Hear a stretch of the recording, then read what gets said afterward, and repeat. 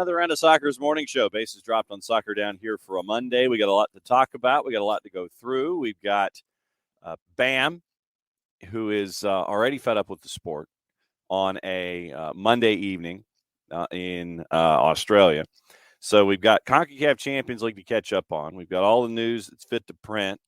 We've got relegation battles. We've got goals at the buzzer that have decided championship league titles.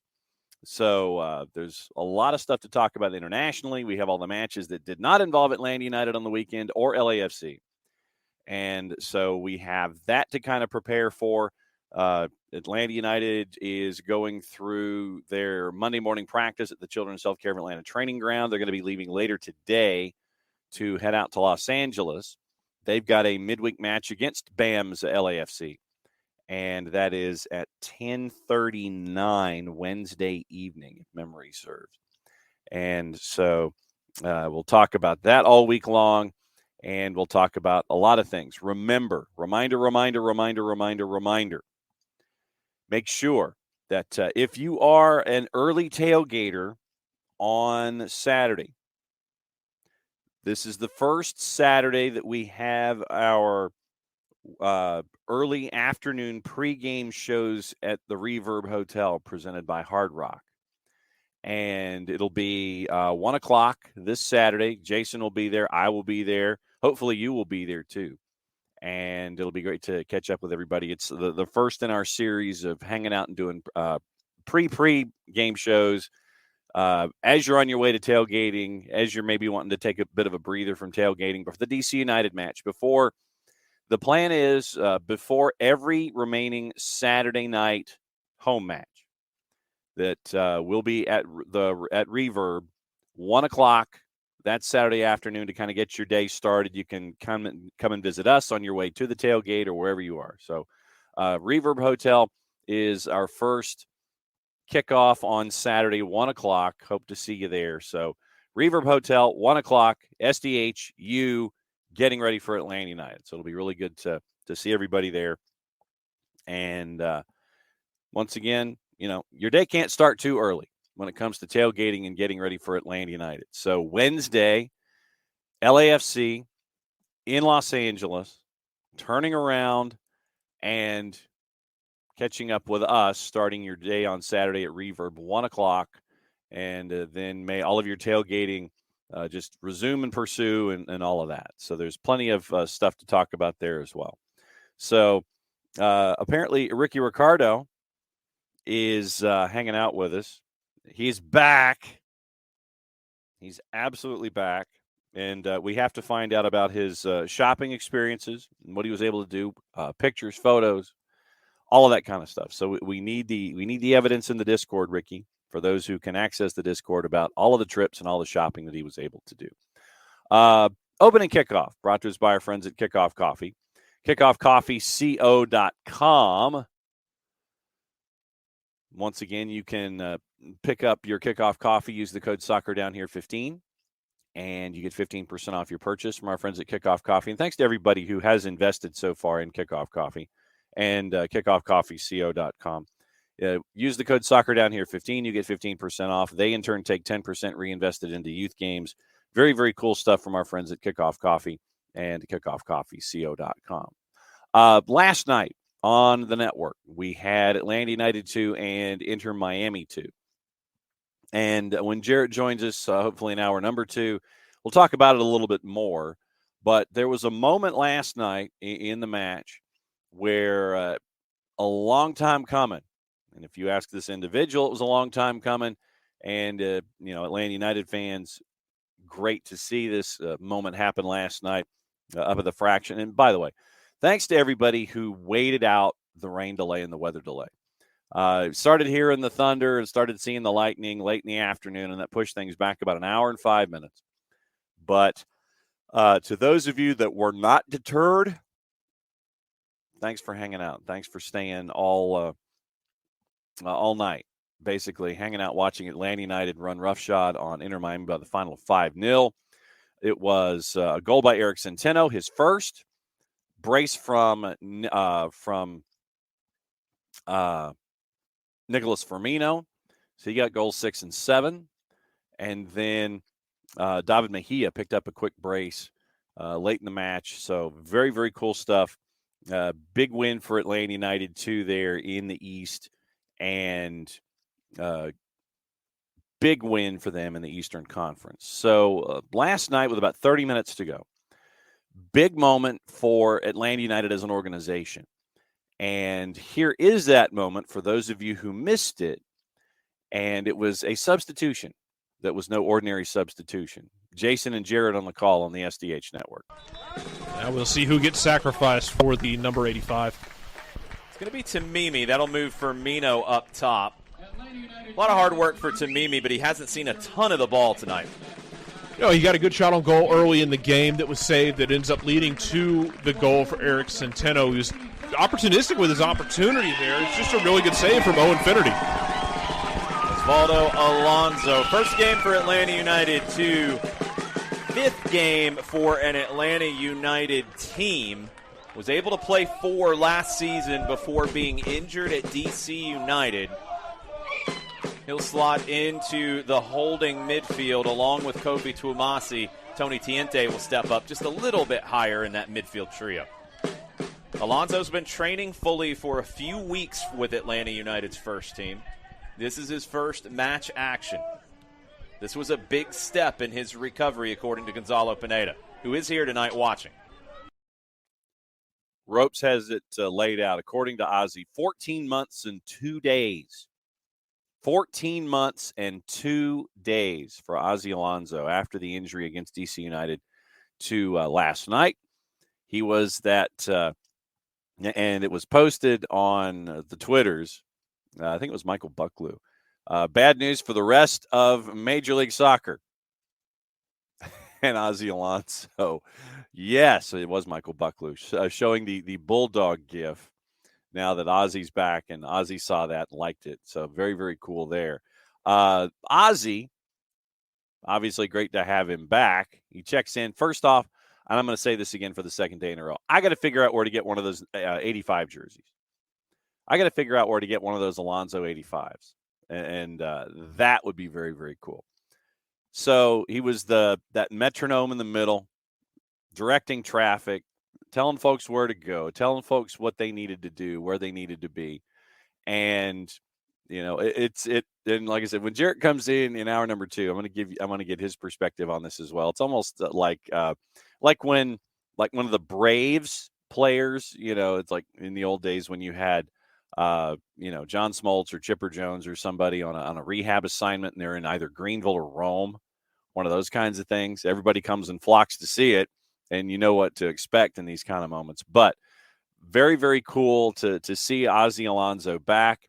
And he actually, you know, he was involved in the process. And if he does not get a hockey assist for this particular goal, we're going to have a discussion with the official score. This happened. It was 4-0 at the time. Wouldn't be 4-0 for much longer. Back to Morales. Back to Reyes. Across to Cobb. Cobb passes forward to Alonso. Ozzy Alonso down the right side. What a ball to Rocket Rita. Who's onside. Rita cross. Mejia. First time. Goal! Goal! Goal! David Mejia, second of the night. Rocket Rita with his first ever assist at this level. And Osvaldo Alonso started the whole sequence with an amazing ball down the right side to Rita. 5-0.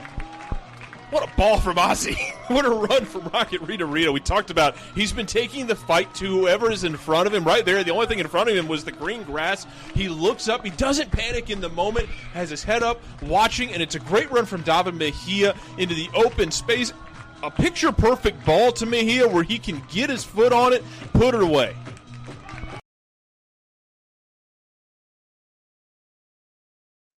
And if I could find the unmute button, he did exactly that. It was a gorgeous ball. For those of you that can go back and watch the match on Season Pass, tremendous vision. Going right through a window, and Ozzy put it right there to get Rocket Rita rolling on the right-hand side.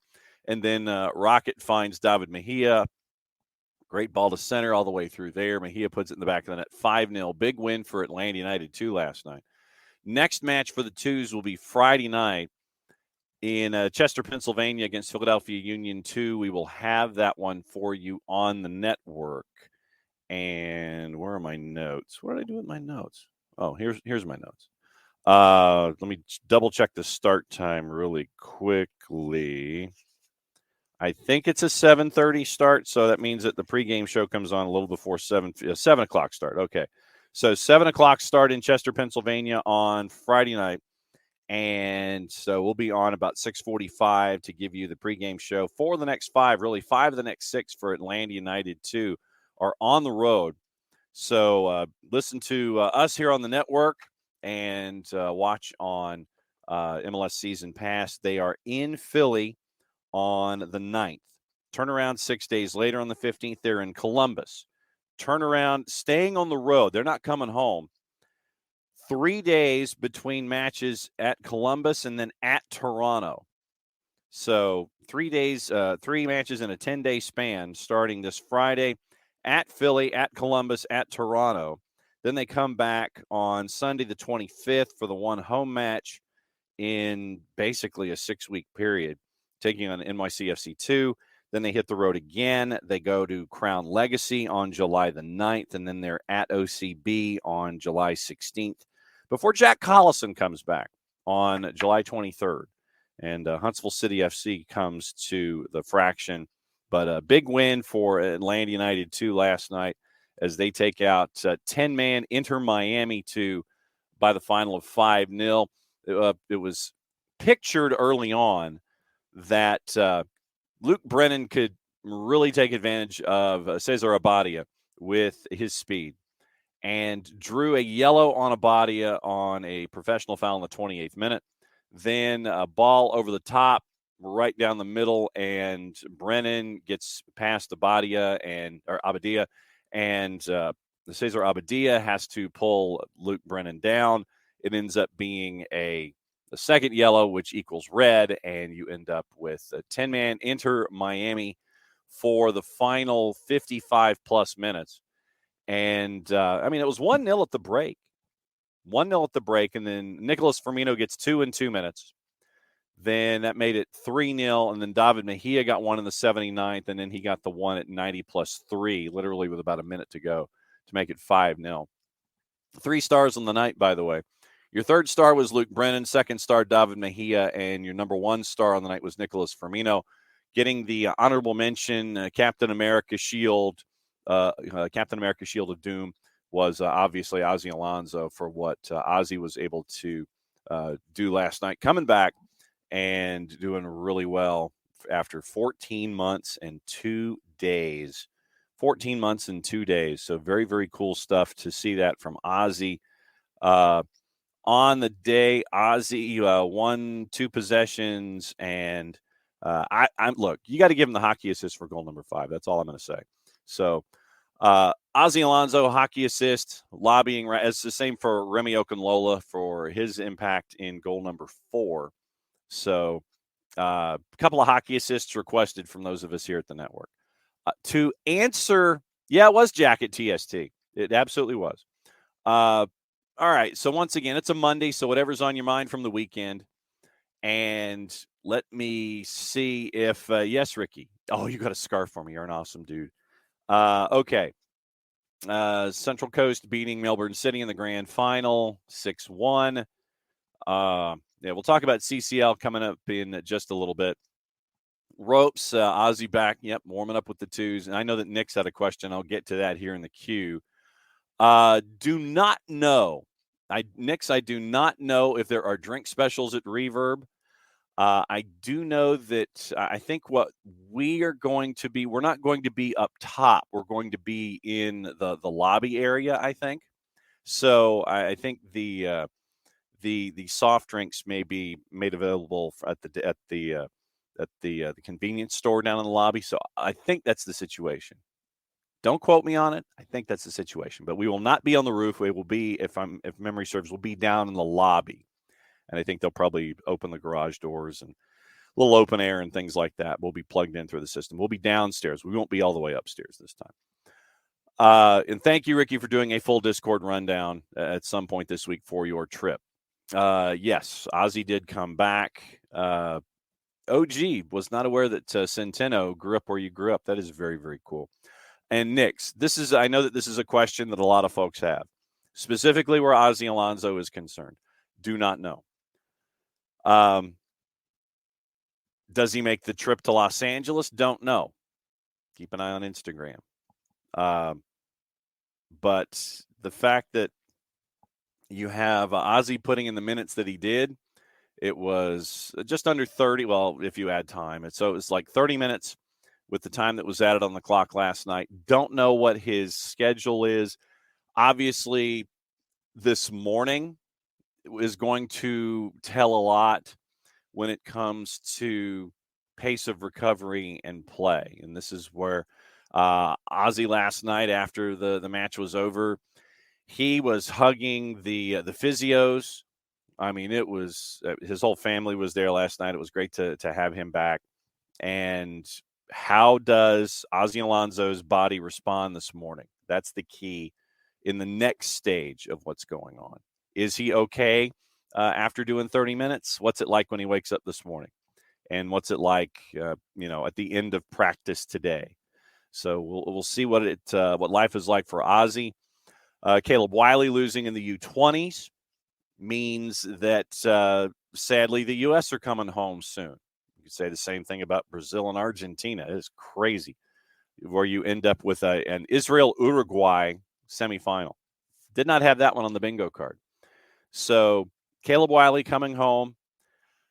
Probably, just with travel and flights and stuff. I mean, I would have Caleb come into town and get ready for the DC match. Don't worry about Los Angeles because it's too many moving parts. You lose yesterday in Argentina, and so easiest thing to do instead of, get Caleb on a plane to Los Angeles and have him pair up with his team. No, just do this. Just get him back safely. Get him back to catch his breath. Have him do some workouts. Get him ready for Saturday against DC United. Do that. We'll talk about LAFC coming up in just a little bit. Let's see. Morning, Will. Morning, Ropes. Morning, Ricky. Morning, Michael Head. Let's see. Yes, Ricky, let the Rocket Rita fan base begin to grow. And this is the other thing that we noticed. Half the team's gone blonde. So literally it's like you've got you have all the guys that went blonde. Centeno, Firmino, Tamimi already was blonde to begin with. So at one point you had 4 guys in the 11 that were blonde. Then you had those that were not. And so you wonder how much of the transition to blonde is going to be. If they're winning big while they're blonde, maybe you're going to get more guys going blonde. I don't know. Keep an eye on that, especially with the trip to Philly coming up this weekend. Bam. We will save this question for Jarrett, and we'll get his thoughts as well. Who's going to take over at Celtic? We were talking about it yesterday. And David Moyes apparently is the leader in the clubhouse. With Ange going apparently, allegedly, probably, possibly, if you're a Spurs fan, hopefully, that creates an opening. And okay, so let's go to sack race next. Celtic manager odds, and this is what we were staring at 3 days ago. All right, so OLBG, do we have? Okay, so Paddy Power came out with something early this morning, and we will see if those odds have changed. But the leader in the clubhouse was David Moyes, and now it has shifted. Are you serious? Okay, here we go. Some of the favorites. This is from our friends at Paddy Power overseas. Brendan Rodgers is at 9-4. So Brendan Rodgers manages Celtic. Leicester picks him up, and they're like, you can wait until the season's over. Everything's cool. We'll start things new. Brendan Rodgers is like, nah, I'm good. I'll see you in a sec. You don't want that back. You absolutely don't want that back. David Moyes, tipped to take over at Celtic back in 2016, but the job went to Brendan Rodgers. I think if West Ham wins the Europa Conference League final, he stays. I think he stays. Because then you're defending a title, and then what does this say about leaving players and leaving everybody behind, all that kind of stuff. So David Moyes, number 2 at Paddy Power at 17-2, which is basically 8.5-1. Enzo Maresca, Pep's assistant at Manchester City. Used to be an academy coach at the Etihad. Would Enzo want to leave? That's the next question. 15-2. John Kennedy, Ange's number 2 at Celtic, but you would think that Kennedy would follow him to Spurs. Kennedy's at 14-1.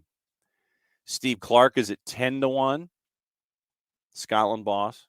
Keep an eye on that. Scott Brown and his hair, 12-1. In charge of Fleetwood Town in League One. Neil Lennon, who would come sprinting back in a heartbeat at 22. Graham Potter's also at 22. So we'll keep an eye on that. Yeah, Brendan Rodgers. That is not smart. But like I said, we'll put a bookmark in this topic. When Jarrett comes to join us, we'll add that to Jarrett's topics in hour number 2. And yeah, Nix, it was Collison at the TST. And how many of you watched the TST? You could watch it on YouTube, I know. You could watch it on Peacock, I know. How many of you watched the TST? That's my question. I kind of did. Drifted in and out. I mean, I enjoyed the idea, although I think that a lot of us kind of needed to know the rules, especially as you were getting to target scores and things like that. And then trimming each side down when you're chasing after the target score. You're going from 4-4, 3-on-3 to 2-on-2, that kind of stuff. But, yeah, Ricky, Celtic. Heard Stevie G's not working. That is true. So, we'll keep an eye on that. The chaos from Hunt City and NYCFC 2. No kidding. We need more details on this. Okay, Ricky, shopping down here. Went to the largest mall in the world at the Dubai Mall, and of the 1,200 stores, there was not a single UAE Pro League kit. Come on! See, that's stupid. That is just dumb. So, Knicks, U20 loss was disappointing, and I know that Joshua Winder with the own goal when you're down 1-0, then you're having to chase 2. Caleb, just focus on Caleb coming back for DC. Bam's like, no, start him in Los Angeles. So, and this is the other element in this, and Bam will go back and we'll kind of keep our ears peeled for what was going on last night. LAFC truly did expend a lot of energy last night. And let me go over the minutes of folks. And I know that Bam is probably going earmuffs right now. Anticipate that the look that you'll see from LAFC in the midweek is going to be a lot like it was in Open Cup. You're going to get a lot of young kids. You're going to get a lot of unfamiliar faces, and you're going to get a lot of folks trying to sit there and go, who? But LAFC 2 had gotten off to a bit of a shaky start, and they're at the bottom of the West right now in MLS Next Pro. So you'll probably end up seeing a lot of those folks. And it will be a very interesting chasing of the depth when it comes to what you're looking at involving LAFC. So, okay, so SofaScore is not helping when it comes to who had how many minutes last night. Okay. All right, so Leon wins it 1-0, 3-1 in the aggregate. All right, so let's take a peek at your lineups. Your lineups last night: Buanga, Vela, Kellen Acosta, Ilie, Bogusz, Palencia, Murillo, Chiellini, Aaron Long, Palacios, and McCarthy in net. So that's what you were looking at when it came to the starting lineup. Kellen Acosta went 90. So do not anticipate seeing Kellen Acosta Wednesday. Steve Buke went 26. I could see Steve Buke as a part of the starting lineup. Bogusz went 45. You'll probably see him on Wednesday. Denny Buanga went 90. Don't think so. Chiellini went 45, probably on the bench. Sifu went 45, probably on the bench. Did not see Crisostomo, Duenas, or Gaines. Hollingshead gave you 34. Maybe you see him start. Maybe you see him come in at halftime. We'll see what happens there. Aaron Long went 70 minutes. Maldonado went 21. You probably see him on Wednesday. Murillo went 90. Apoku went 45. Palacios went 90. Palencia went 56. Ilie went 63. Tillman went the other 27. Carlos Vela went 64. McCarthy went 90, so don't be surprised if you see Jakupovic in net. So that's your minutes from LAFC last night as they were trying to chase after CONCACAF Champions League glory that they did not get. So we'll see what happens. But, yeah, look for some interesting names, some of the names that didn't give you full 90 minutes, gave you 20s and 30s. So it'll be a mixed bag with LAFC on Wednesday for Atlanta United. Bam, football is ish. He hates it, never wants to watch it again. And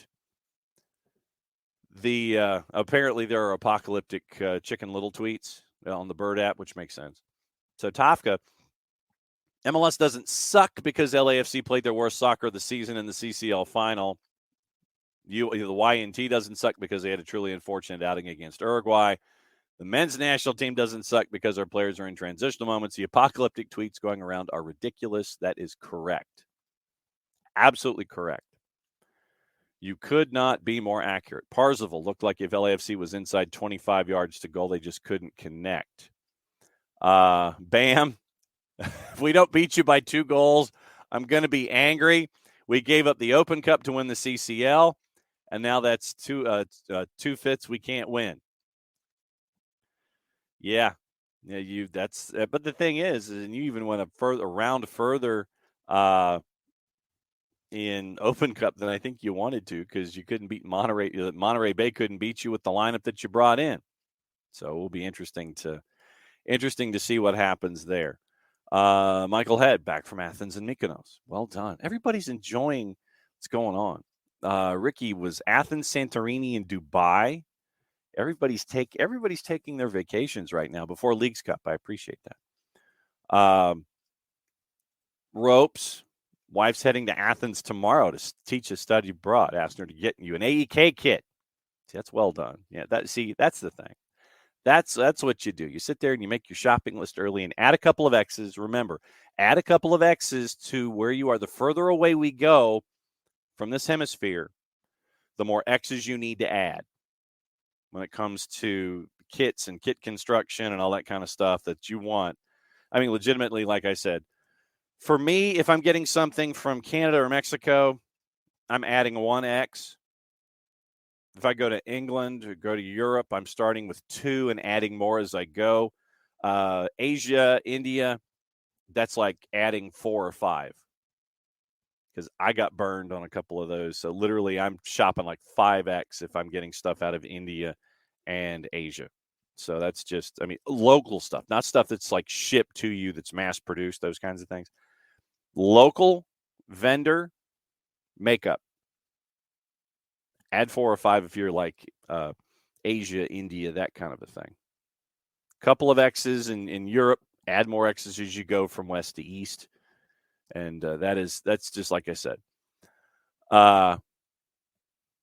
That it's all about knowing the landscape, and I've learned it the hard way, and so I am passing on all of my thoughts to you. So when you guys travel the world ahead of me,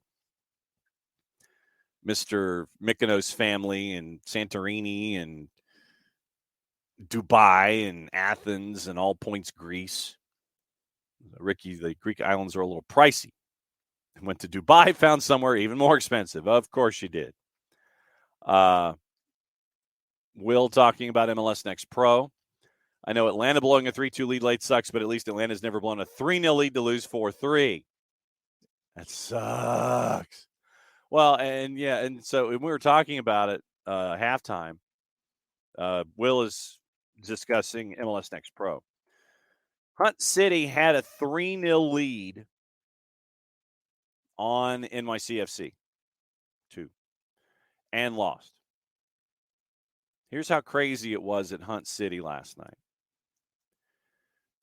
Asad Liadi, a goal on the 14th.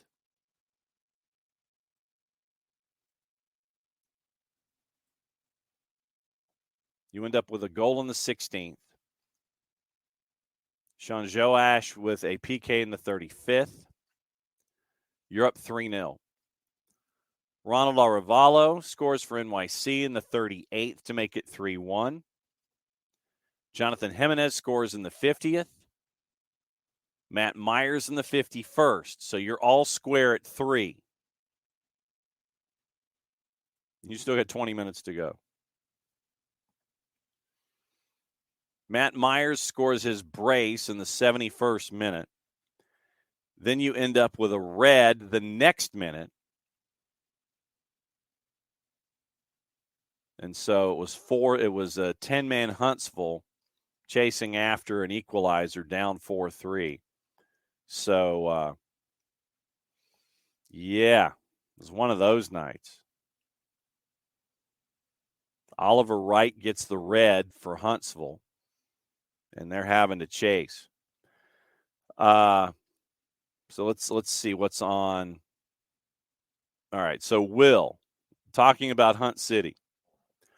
Running the match for the majority of the first half, and then the referee put all of our outside players on yellows for some absolutely awful reasons.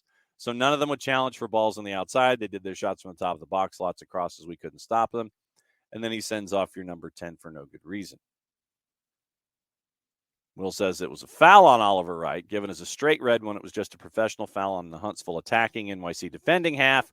So yellow at most. Will is beyond upset. Yeah, I could see that. Absolutely. I could definitely see that.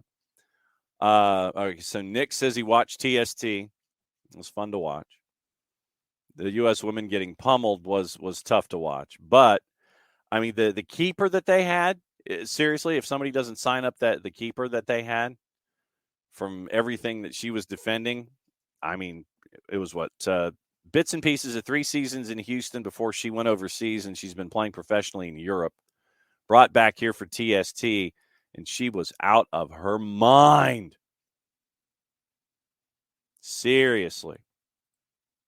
Knicks, I'm sure the organizers would have preferred bigger name teams in the final, but so would the NBA. Absolutely. Bam's waiting to hear who is hurt for LAFC for the match in the midweek.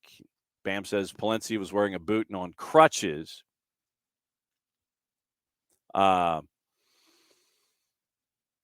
Knicks, where TST is concerned, not what the league wanted. Yeah, I mean, that's for both the NBA and for the TST.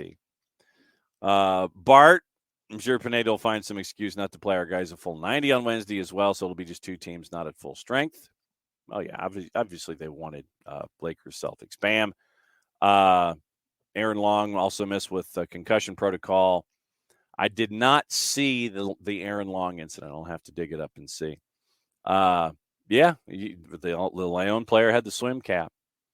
And that's I don't know why I haven't seen the swim cap in other places. I've seen it a lot in Liga MX. I just haven't seen the swim cap after clash of heads contact and trying to make sure that the gauze / bandage doesn't get dislodged and, make it look like you're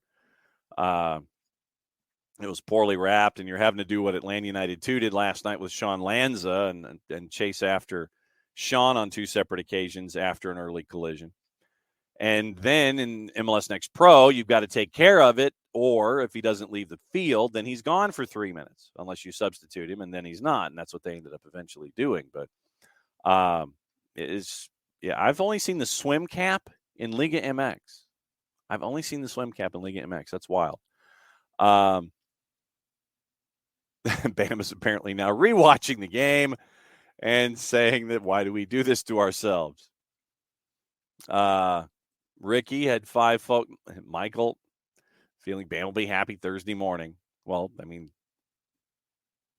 game starts. That would be like late second half hour time. Ricky had at least 5 people recognize the Yakamakis kit. Very cool. Hutch says you can wear a smaller jersey and just be naked an hour later. Niall, Gigi's got that dog in him. Yes, no doubt. He is the signing of the season. I will go ahead and stipulate to that. I think it's 1.19 goals per 90 minutes average. That's insane. And he's just outside the Golden Boot race as of right now, and he's been out with the injury. No way. Yeah, absolutely. He should be. Gigi should be in the newcomer of the year shortlist. Absolutely, if not near the top. I mean, it's probably some combination of him and Denny Bouanga, and they'll probably come up with some way to have Bouanga qualify, even though he might have been in the league a lot longer. Will, back to Hunt City. Fouls were 50-50-ish. NYC should have had a more, maybe a little biased. Liotti got flipped over 3 times off the ball, had to be subbed in the 20th. Wow, because he was hurt, no fouls were called. You do the math. Yet Huntsville got 5 yellows and a red. NYC got 2 yellows, including not getting one on the penalty where the goalie took out the forward's legs. Granted, he did call it because it was so obvious. Niall and Ricky going back and forth on Gigi. Newcomer of the year. Yeah, seriously. Newcomer of the year. Absolutely. Morning, Tom. Glad you're back in. Will had to be less upset or pretend to be less upset because you were capoing. Had to attempt to prevent the supporter section from becoming abusive toward the refs, which is fun when you're also mad.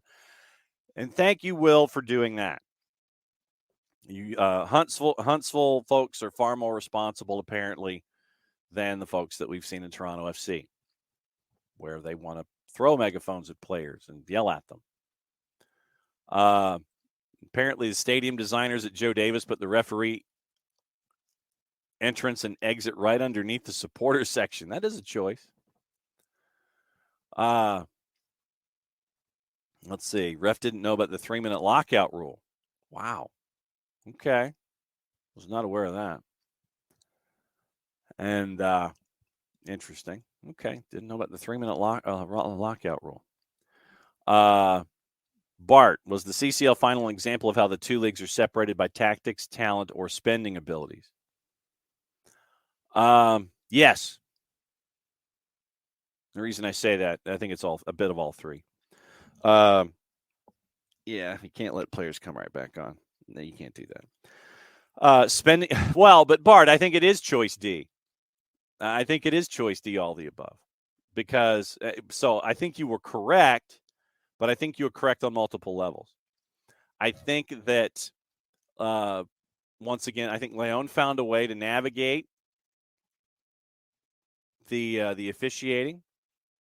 Because as we all know, and Bam, I think that you can stipulate to this as well, considering what we've all seen in CONCACAF Champions League, is that the first team that will figure out, and Bart, I'm gonna chase after all 3 topics. This is not going to be just an all-inclusive here. So, tactics.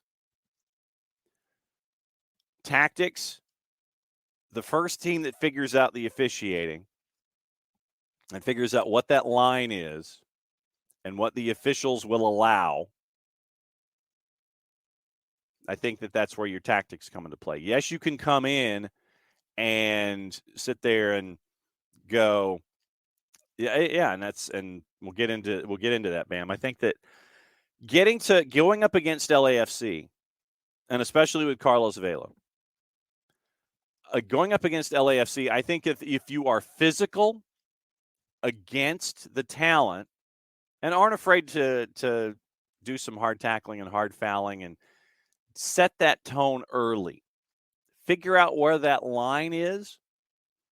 I think that LAFC doesn't know how to respond when you have teams that are being overly physical, because Carlos Vela traditionally has not been an individual that will, and this is probably not the correct word, but retaliate. He will try to lobby center ref for fouls and cards.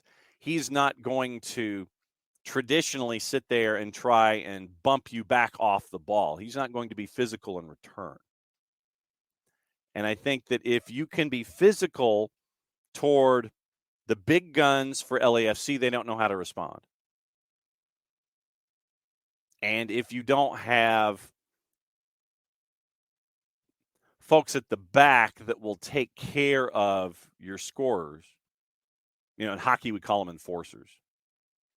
If you don't have those folks that are going to step up and support in a physical sense and respond in kind instead of retaliate, let's do that. So, yeah, and Hutch, and this is the point that I was getting to, Hutch. Liga MX is all about envelope pushing, physical contact wise. That's the thing. Early in a 2-leg final, if you can be physical, there are after effects. Early, because this is weekend midweek, and you set a tone at home in match number 1, and you chase after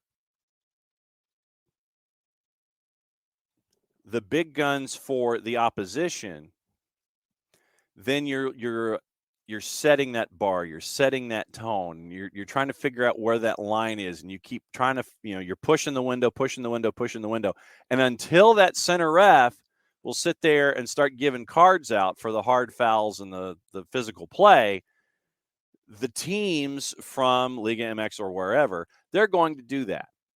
They're going to continue to do it. And I don't think that LAFC knew how to respond in kind. So that's what I mean by leg 1, Liga MX team at home. They're setting the tone. They're sitting there and it's like, we're going to foul you. You're going to remember it. And they're going to stand there and it's going to be a staring contest. It's going to be like, all right, I fouled you. What of it? What are you going to do? And until a team like LAFC, and I say like because this happens, in CONCACAF Champions League a lot, until you have those teams opposite Liga MX teams that will stand up to them, stare at them, all right, you fouled me, I'll foul you. Okay, fine. Fantastic, great. If that's how it's going to be, that's how it's going to be. You get that staring contest going and you respond, then I think the Liga MX side or the non-MLS side will understand what's going on in the room for a full 180 minutes. I think we've seen over and over again in competitions, and we've seen it in MLS playoffs too, where if you're overly physical toward LAFC, toward Carlos Vela specifically, Vela doesn't know how to respond. And then laying into that physical play in leg 1, you've got all those reminders, probably some bruising, because it's a quick turn too. If you set the tone in leg 1 and you're giving folks things to remember for leg 2, it's like, I remember what this dude did to me last game, and it was only a couple days ago, and I'm still feeling it. All that mental stuff is going to be in the back of your head too. So if you want to add tactics / talent, think of the physicality and the after effects. Until the non-Liga MX side stands up, and I think we'll see this in Leagues Cup too, especially the later in the competition we get into the knockouts, we get closer to a title, I think you'll see more of what we saw last night in the CCL final. You will see it again and again and again in MLS team versus Liga MX in Leagues Cup, the closer we get to determining who's going to win Leagues Cup. I think you'll see that all over again. So, tactics, being physical, giving the non-Liga MX side something to remember. Because, I mean, think about it. Leg 2, you got bumped off the ball. You got physical. And I'm going to create words. You got physical off the ball. You got bumped around. It was bumper cars or, dodgeball or whatever you want to call it. Bombardment. I mean, you're at the amusement park and you're playing bumper cars for a full 90 minutes, and you lose that leg, and really it should have been a lot worse than 2-1. Denny Bouanga saved LAFC as a chance to even have a chance in leg 2. And if Leon had been more clinical, this would have been over. But all of that stuff that happened in leg 1 of a 2-legged final, you're remembering that. I remember that, dude. He did this to me, and you kind of get a little gun shy. You kind of sit there and you might want to scrunch your shoulders up a little bit because you're anticipating that hip check is going to come. Until MLS teams learn to respond in kind consistently, you're going to continue to have this kind of stuff. Tactics and talent, yes. So A and B, that. Spending abilities. Absolutely. And so, Bart, this is what I meant by a choice D, all the above. Spending abilities. I mean, when Tigres can have, all right, so I'm gonna look up Tigres. I know that Tigres wasn't in the final, but I want to look up what their value is, courtesy of our friends at Transfermarkt.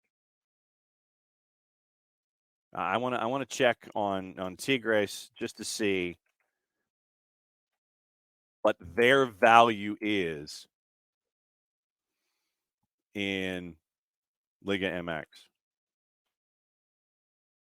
So, total market value of all of their players, 66.5 million euro.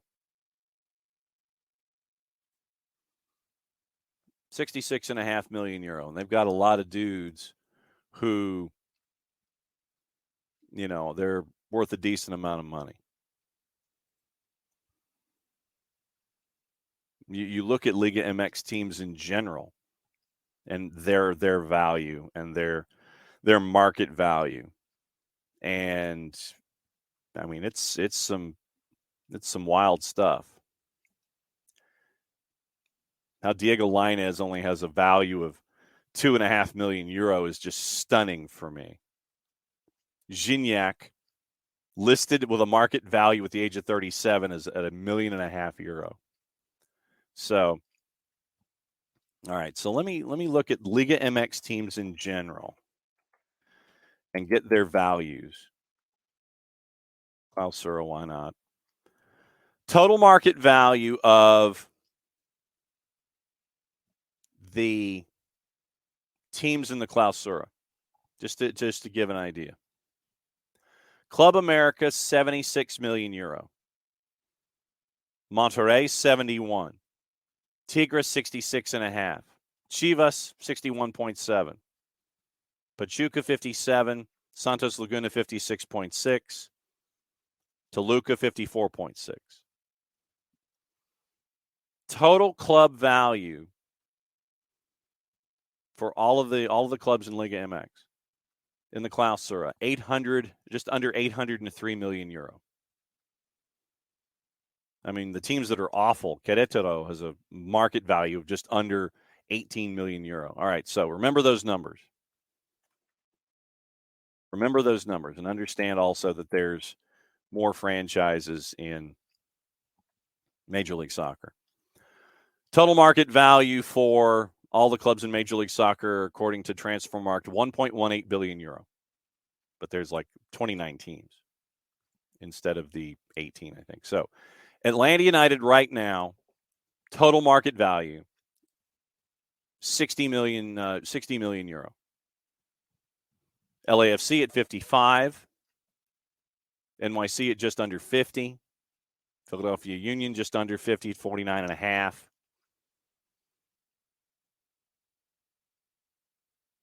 Austin at 49.38 million euro, which is a stunner to me. Seattle 47.6. You've got a lot of teams in the 40s. Looks like half the teams are 40 million or higher when it comes to total market value, courtesy of our friends at Transfermarkt. So 3, 6, 9, 12, 13 teams north of 40 million euro in value. Liga MX, 3, 6, 9, 10, basically half the teams have a value of 50 million or higher. Sorry, 40 million or higher. But they go as high as 76 million, 71, 66, and 61. So, Bart, to point 3, spending ability. I think it's a part of it too. I mean, there's also spending wisely. You can spend all the money you want. If you don't spend it wisely, then you're not doing yourself any favors. I've always maintained you got to have at least a fourth DP. I'm not a fan of the salary cap. And you would intimate that if you were to loosen salary cap constraints and add a DP, although I do like what they did with the U22 initiative, I do like that, that to spend like those in this hemisphere, in theory, would make you an equal in this hemisphere. But we talk about, once again, spending evenly and spending well. That's the key. You can tear up the salary cap, but if you spend like a drunken sailor, then you're not doing anybody any good. And all you're doing is emptying your wallet. That doesn't do you any good, and you're waiting to the next payday to figure out how you're going to pay the bills that you can't pay this go-around. So, yes, Bart, it is choice D, but we had to go through it and walk through it to explain the why, at least in my perspective.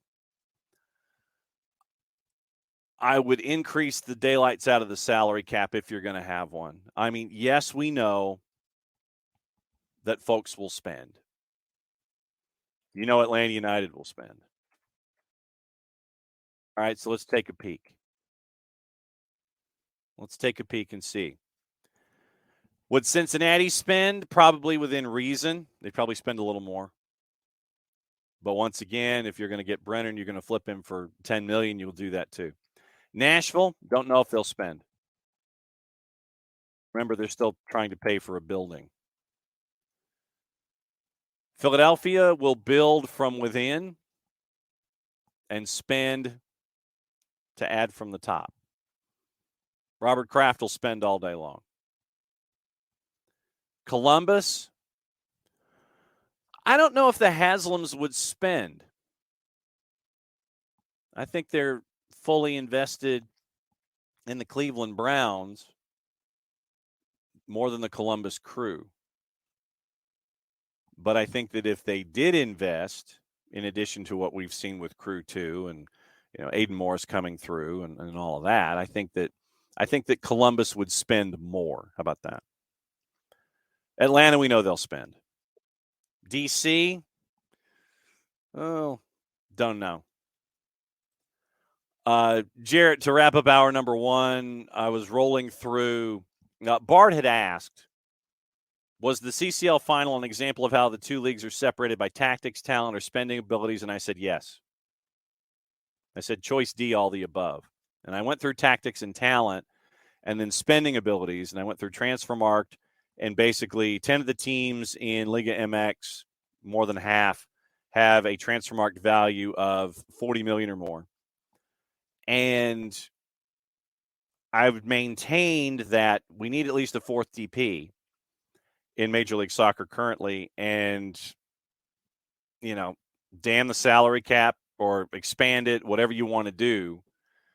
But if you expand the salary cap or get rid of it, you got to spend smart. You can't just spend like, the lottery winner that we keep, reading about, where they sit there and they'll buy the expensive home and all the cars and people hit them up and then they're broke. You can't do that.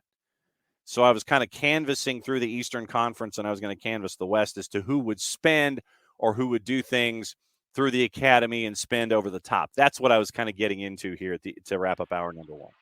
Can I add another thing to it? Yeah, absolutely. Mentality. Yeah. And I was getting into that with LA. Is if you out physical them, they don't know how to respond. They're better than they were, man. Like the Bob Bradley LA teams were. Sorry, Bam, if you're mourning. He is. He's pissed. So, I understand you're pissed. I'm sorry you had to watch that, man. Especially on the other side of the planet. The Bob Bradley teams really were the kind of teams where you could slap them upside the face with a dead fish, and they'd rattle. Seattle did that more than once against them. I think Cherundolo's teams are better about it, but man, it's not even just an LA thing. I don't want to pick on just LA. It's MLS teams when they get into these finals, they just feel so fragile mentally. Like they know that they have to play a perfect game, and when they don't, then you start to lose yourself for a couple minutes. Do that. You know that you're playing a team that is going to bring the fight to you in as many ways as they can, as many forms of the dark arts as they need to. But that on individual talent, they can cause you problems. You've got to stay locked in mentally. You can't let mistakes break you down, because if you make a mistake that leads to a goal, okay, you have to kind of bury that in the back of your brain and not worry about it. Because if you do, all of a sudden you're going to give up 2 or 3 goals. Mm-hmm. And I think it's a mental thing with some of these teams that come out of MLS into the CONCACAF Champions League final. A lot of times is they're fragile. Things don't go their way initially, and it won't even be like they're pouting or anything, but just like you can see it in the way they move with the ball, where it's almost like it's more tentative. Yeah. They get the ball in the midfield, and instead of just playing like they can't, they hesitate for a half second. And can't do that. Yeah, I'd love to see MLS clubs open up the ability to spend. Free that stuff up. Let them go spend what they want to spend. If Colorado doesn't want to spend a lot of money, okay, that's Colorado's decision. Yeah. But if LA, Atlanta, Toronto, if they want to just absolutely spend a ton of money, okay, let them. I mean, yeah, are you going to lose some of the parity in the process? Yeah, some of it. Are you going to be more competitive on a continental scale? Yeah, you are. Mm-hmm. Will it take a bit of time? Probably. Don't know if you can do that instantaneously. Like Seattle was awesome what they did last year, man. It's also hasn't been the standard for how MLS teams deal with these cup finals, and I put a lot of that to Brian Schmetzer and his pivot tables in what he put together in Seattle, and not just raw talent, but the mentality they had. They knew what they were. They knew they could handle anything thrown at them. And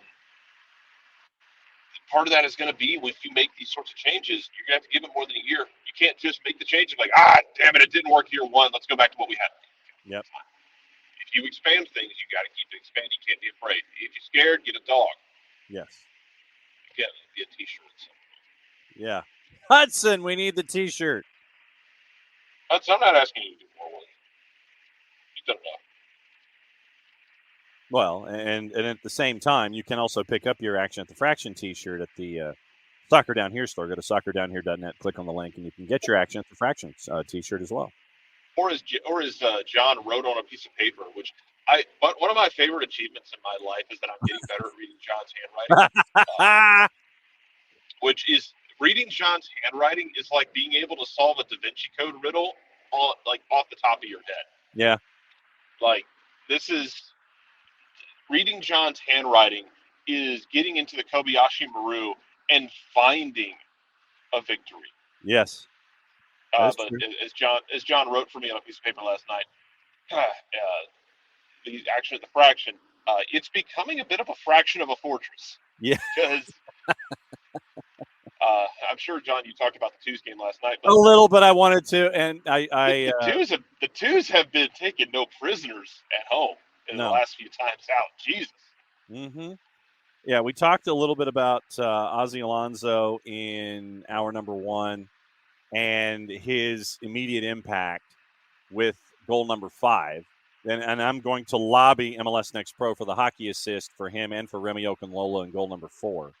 Coco, that's going to happen in a minute. Don't worry. Yeah.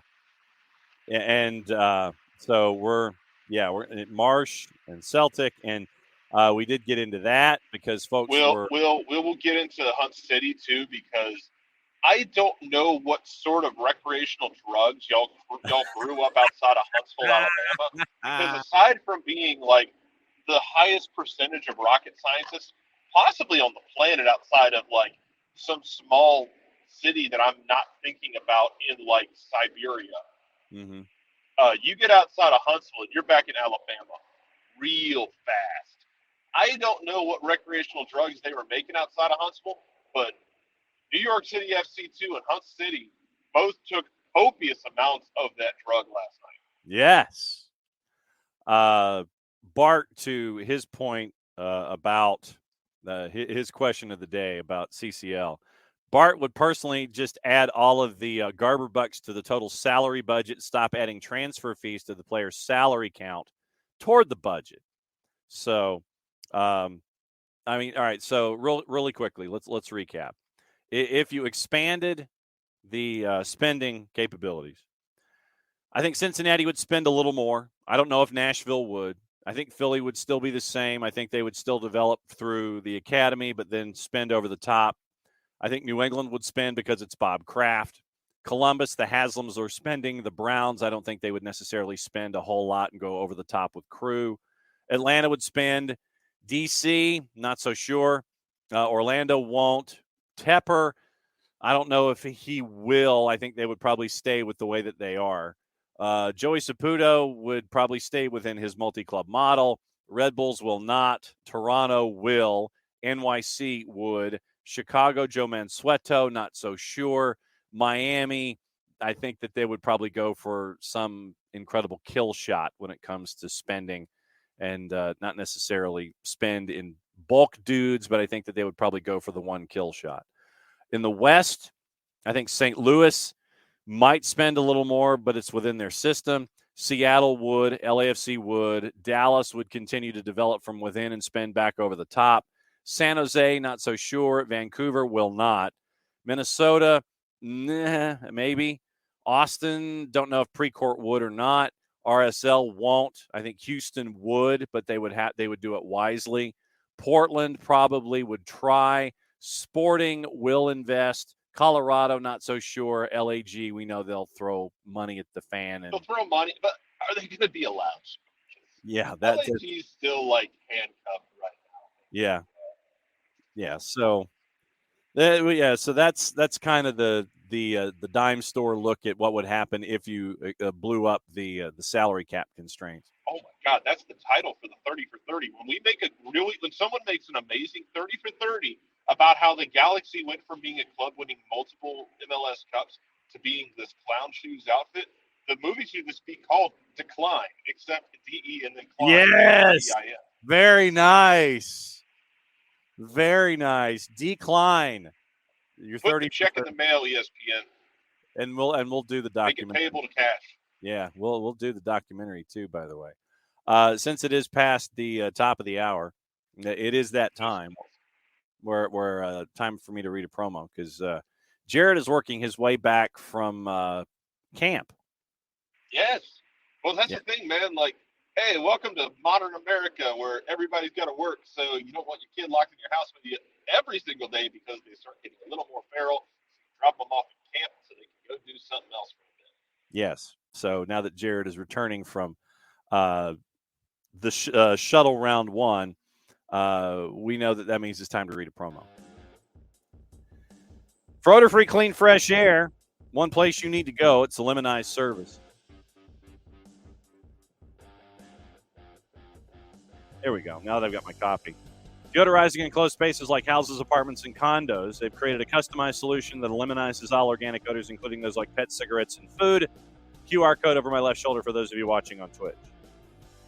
Realtors and property managers use the Lemonize service to eliminate bad odors to help them sell or rent their homes that much faster. It's a turnkey process, makes it easy to work with said realtors and property managers. Kind of the environment, we like that. Offering a green way of going about getting rid of odors without any kind of toxic residue whatsoever. Different than Febreze or other masking agents, because when you go under the sink or above you in the cupboard, and you grab the masking agent from either above you in the cupboard or beneath you and under the sink, you spray it in the air. There's a reason they call it a masking agent. You're just masking the odor. You're not attacking the problem. Like our friends at Lemonize Service do with their proven scientific formula. Pricing done one of two ways, either by the cubic foot or parts per million, to come up with a price that's affordable for you. Offering results in 24 hours or less. If you have any questions, frequently asked or otherwise, one place you need to go, it's the website. This is where I grab my pen and you do your homework. Lemonize.com is the website, but after the .com goes /Atlanta, so they know what part of the world that you are addressing them from, so they can help you with your issues. Full homework assignment, ELIMINIZE.com /Atlanta, Lemonize.com /Atlanta. For odor-free, clean, fresh air. Lemonize Service, proud sponsors of everything SDH on a Reaction Monday. So that is one reaction, and we've got another reaction here to start hour number 2 off with some of this.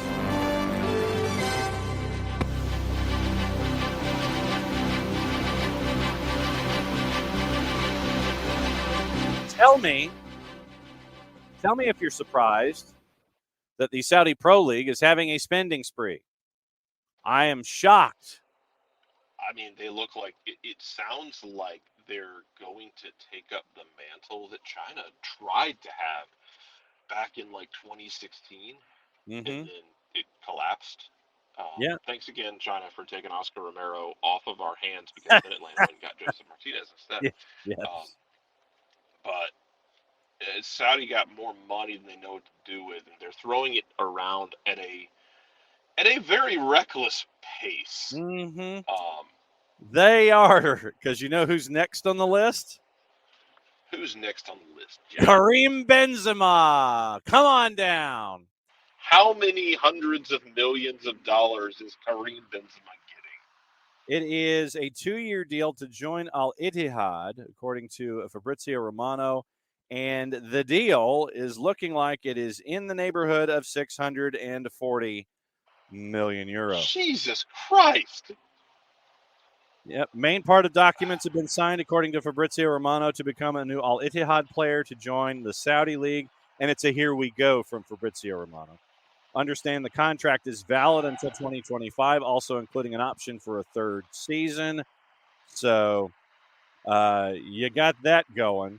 Al Ittihad first tabled a 400 million euro offer in January, similar to what Al Nassr presented to CR38. Karim Benzema avoided a 1-year extension in his clause in his Madrid contract to facilitate the move. Ancelotti said Sunday he was surprised by the decorated forward's decision to depart. 354th and final goal for Los Blancos in the season finale against Bilbao. 25 major trophies, 14 years, 5 Champions Leagues, 4 La Liga, 3 Copa del Rey. Expected to bid farewell in a press conference tomorrow. So Karim Benzema is getting the ish ton of money, as is everybody else, to go play in Saudi Arabia. So Benzema to Al Ittihad, and now the next domino is to try and figure out where Lionel Messi is going to be going. Like Barcelona. Look. It feels like it, man. It feels like Barcelona on not a ton of money. Does Messi really need the money at this point? He can go wind things down back in his home away from home. Yep. and Bam doing the public service, doing the yeoman producer work out of Saudi Arabia as of about 40 minutes ago. As part of an announcement today by the Saudi PIF, Sports Clubs Investment and Privatization Project, 4 Saudi clubs, Al-Ittihad, Al-Aqli, Al-Nasser, and Al-Hilal, have been transformed into companies, each of which is owned by the PIF, and nonprofit foundations for each club. Existing members of each club will be included in the 4 foundations. The PIF is working closely with, who is that? The Ministry of Sport in Saudi Arabia on all the necessary regulatory procedures to complete the club's transfers to their new structures as newly founded companies alongside nonprofit foundations. The PIF's ownership in the club's companies represents 75% in each club, while their respective nonprofit foundations hold 25% ownership of each club. The transfer of the 4 clubs will unleash, the PIF's words, various commercial opportunities, including investment, partnership, and sponsorships across numerous sports. Transfer of the 4 clubs will contribute in attracting and enabling further investment and sponsorships, raising the private sector's contribution to the Saudi sports sector, creating new job opportunities in sports. So, Bam found that this morning. And basically, yes, Nile, it's crazy. Saudi Arabia, no way. Ricky, holy crap. Yes, Hutch loves the smell of Saudi petrodollars being burned in the morning. And so Nile is a part of this discussion. Messi to Barca doesn't make any sense. Barca's really willing to rip up their team for one player. Nile, until I'm proven otherwise, Barca can't go to the damn Whataburger in the suburbs of Atlanta and get the number 5. They cannot afford to do it. Is Robert Lewandowski going to take a pay cut? I don't think not. Probably go get more money in Saudi Arabia in a couple of years, get like $700 million. Yeah, I mean, that would probably, for me, be the next step for Lewandowski is to go to one of these 4 clubs. Unless he wants to come to MLS, which it'd be fun. Yeah. Oh, my God. Uh-huh. Whatever, Saudi Arabia. We'll see how long this lasts. Oh, yeah, no doubt. I know folks were asking in hour number 1 about what you think with it is apparent that Ange Postecoglou is going to be the new big dog at Spurs, probably getting paid $7 an hour by Daniel Levy. And our friends at Paddy Power, and I know that we discussed it as well in our production chain and in the green room yesterday. I was in hell last night when we were sitting at the fraction during a thunderstorm going through the numbers. But our friends at Paddy Power, among others, have come up with numbers. Brendan Rodgers right now at 9-4 to be the new manager at Celtic. Please stab me with a fork. I will never. I'm going to stay petty and get mad, die mad for all I care. Brendan Rodgers, when he left Celtic to go to Leicester, he left during the title race, and this is a year where Celtic and Rangers were neck and neck for most of the season.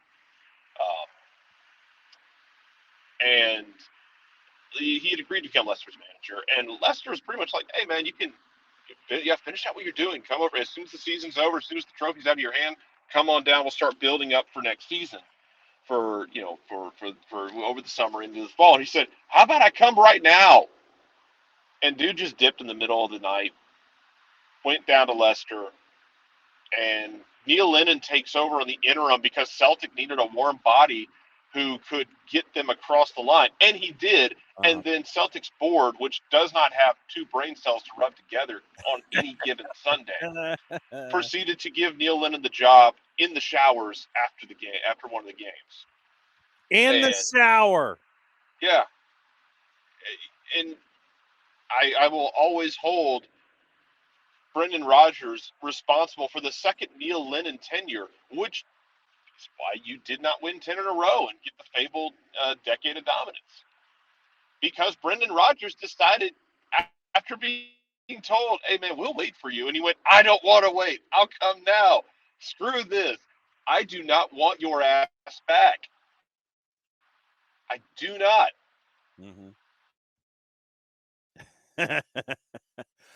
Will's asking if you'd rather have Lennon or Rodgers. Go somewhere else. Uh-huh.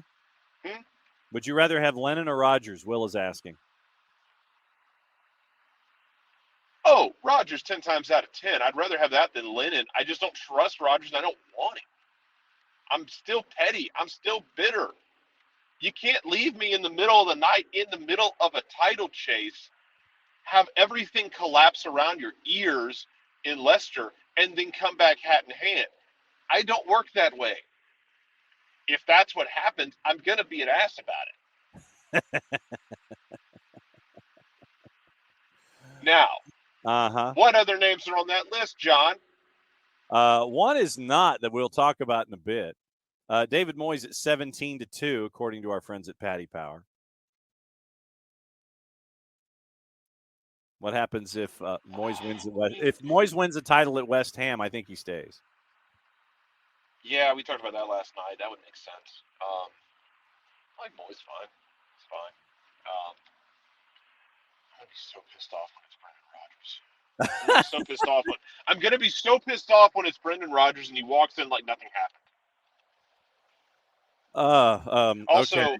at least for the okay, so if you are a Scottish club, part of the old firm, the only things you're really going to care about any given year, you're going to care about the old firm matchups. You're going to care about your cup matches because you know the league is going to be a walk pretty much. You might lose a couple games. Even the year Neil Lennon absolutely went full dysentery and screwed up the 10 in a row. I think he only lost 5 games. But still, he screwed it up. Yeah, again, you lost 5 games and it was a catastrophic failure. That's the kind of pressure you're dealing with. However, Champions League or Europa League or Europa Conference League, whatever you're in, and right now it's Champions League for the champion of the league. Celtic goes in group stage. At least when they did Champions League last year, and Ricky and I watched the through the Discord. We watched Real Madrid play Celtic. Celtic lost. I think it was 3-0. They dominated really for 50 minutes. They didn't get a goal, but they kept Real pinned back, and then Real made subs because they can. And the shoe is always on the other foot. And there's a certain sickening irony that I do find enjoyable, because I imagine that Celtic sport is like, oh, that's what it's like to have a team outspend you by that much, because that's the way the rest of Scotland feels. At least Ange died with a sword in his hand and went out and played his style in Champions League games. I don't trust Brendan Rodgers as far as I could throw him in Champions League. He was an embarrassment last time he took his team to Champions League. Interesting name, Enzo Maresca, the number 2 for Pep. I don't think Enzo goes anywhere. John Kennedy, Ange's number 2, but Kennedy's listed at 14-1 at Paddy Power, but I would imagine that Kennedy goes with him to Spurs. Yeah, okay, so this is the thing that people apparently aren't doing their research, because Kennedy has already been talked about as going with him. Also, Ange Postecoglou's on a rolling contract every 12 months. It's not like he was on a 4-year deal where Spurs has to buy him out. He's on a rolling deal. Unless that rolling deal has already re-engaged, I don't know what negotiations that Fabrizio Romano was talking about would need to take place between Celtic and Spurs. Look, it's a cheaper option for Celtic's front office to do it this way, but you see the downsides to it. Steve Clark listed at 10-1. No, keep him in Scotland for now. He's been doing well with the national team. Eventually, you're going to have to get somebody better to deal with the massive amount of talent that you have coming through for Scotland, and the younger talent is really good. But yeah, keep him there. But here's the thing, man. My thing with Celtic and with Rangers both is you're both, one of you is going with dog walk the league, and then it just comes down to which one of you can keep your constitution long enough to beat the other one. Mm-hmm. That's just the way it works up there, and it's a lot of that kind of sucks. I made really bad decisions in my early years when I started picking teams to pull for. Here I am suffering suffering the consequences of my actions. The damn bare minimum I asked for. You're going to dog walk the league anyway. You're going to spend more money than God. Go out and hire someone who is going to play a fun and exciting style, who is going to push the club forward into the future. Ronnie Dyla pushed Celtic forward. Yeah. It didn't work on the field. But I mean, they still won because there was no Rangers and there was really much in the way of competition. But he did bring them forward, which was awesome. So I'm very. I want somebody who is going to push the club forward. I want someone who's going to play a fun style, because you have no reason not to play something fun and exciting. What are you worried about? That you're going to lose to like Hibs and Aberdeen? Look, if you do that, you got to take a long walk off a short pier. Anyway. Yes. Who else is on the list? Well, Coco's waiting for one. Yeah, Bam is saying Kevin Muscat will join Ange at Spurs. Can't go to Celtic to take over due to playing for Rangers.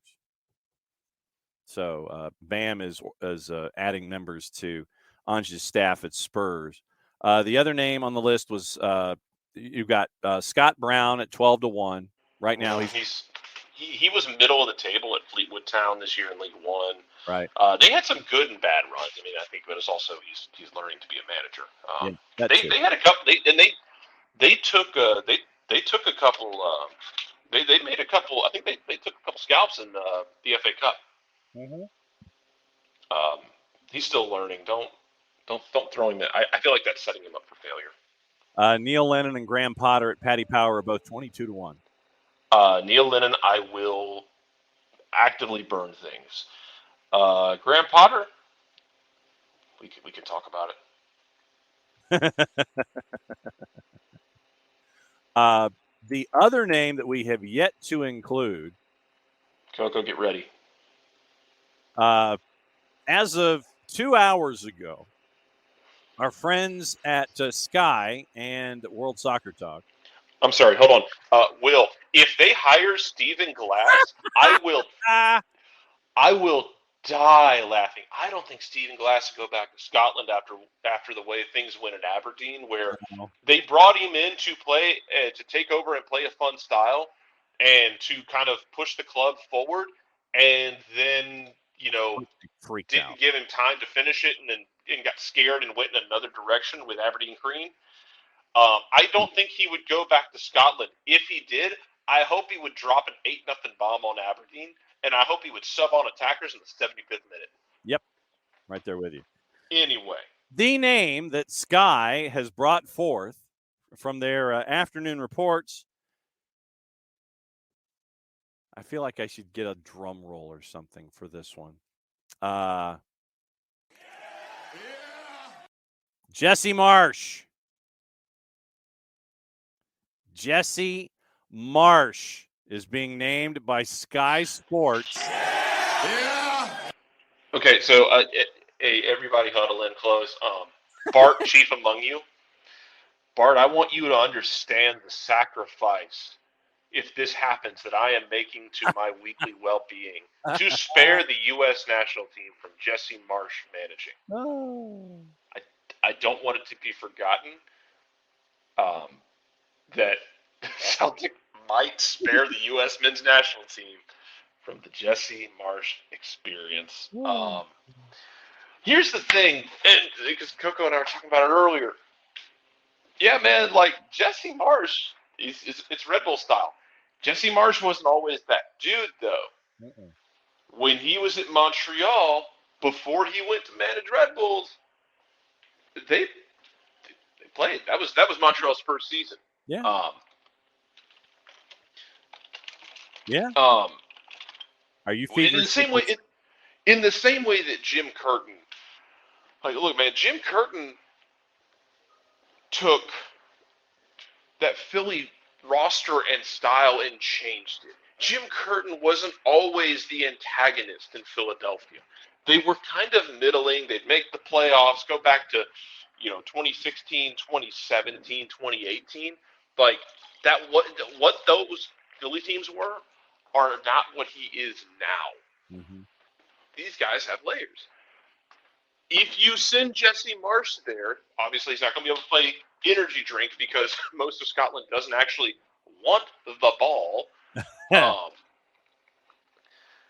He'd have to learn how to build a team that, and Bernd is like actively throwing things right now about this, I'm sure as well, because guess what? He'd have to learn how to defend on the counter because that's how everybody in Scotland attacks. They play long on the counter and they wait for you to make mistakes. So he'd get bailed out simply by having CCB on the back line, who, look, man, Cameron Carter-Vickers was the best defender in Scotland, full stop, in this last year. None of this is going to end well. My emotional well-being is going to be absolutely crippled no matter what happens, mostly because I'm sad Ange is leaving. I don't blame him one bit. Take the money that Levy's going to give you. In the same reason I would say, hey, anybody, go take the Texas A&M job. Yeah.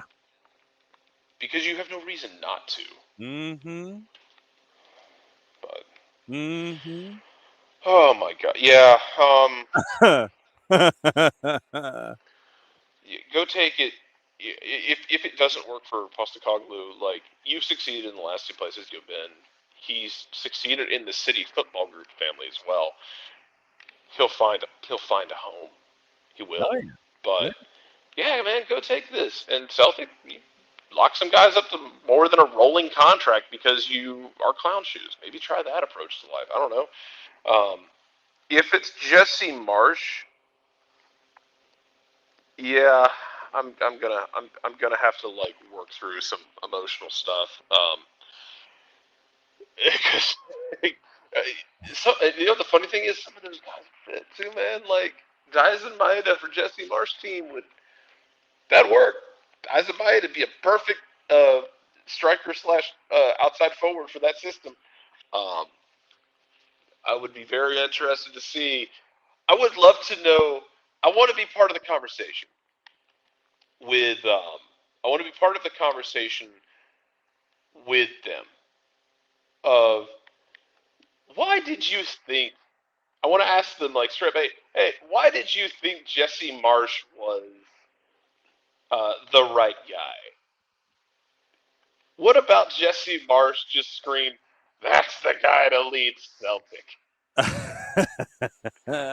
Just, I want to know.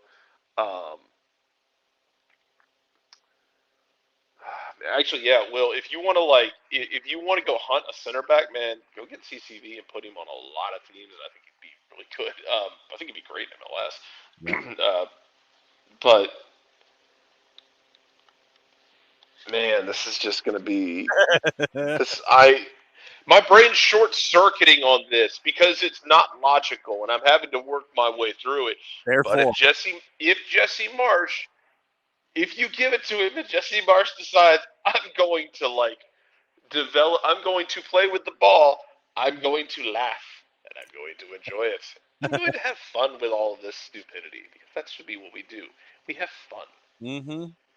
Anyway. Yes, Will is still angling for Caleb Porter to be the head coach of the M&T. The trick with Caleb Porter is you have to hire him during the Gold Cup, because that means in the second year of his tenure, when he is at the World Cup, things will go really, really well. Because if you give him 4 years, about 4 years on is when things are going to collapse like a dying star. Oof. Caleb Porter at the end of his tenure is the kind of person who would somehow fail to qualify for a World Cup that's being played on his own home soil. Yeah. Caleb Porter before that is like legitimately an amazing manager. For some reason, it just always seems to fall apart at the end. Mm-hmm. I don't know why. But yeah, We'll see with Caleb. Let's see how that goes. Because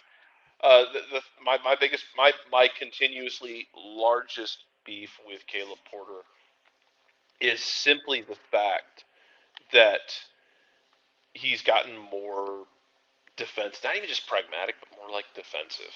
Yeah. Um, And he likes flipping. He's kind of gone down the Jose Mourinho road. And yeah, I don't love it. No. We have we now know what it's going to look like for the officiating crew for Wednesday. So Bam went to bed before we got to announce this news. So.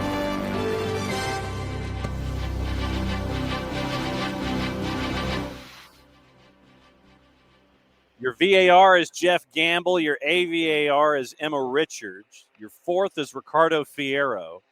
Your ARs are Logan Brown and Diego Blas. The man in the middle, Joe Dickerson.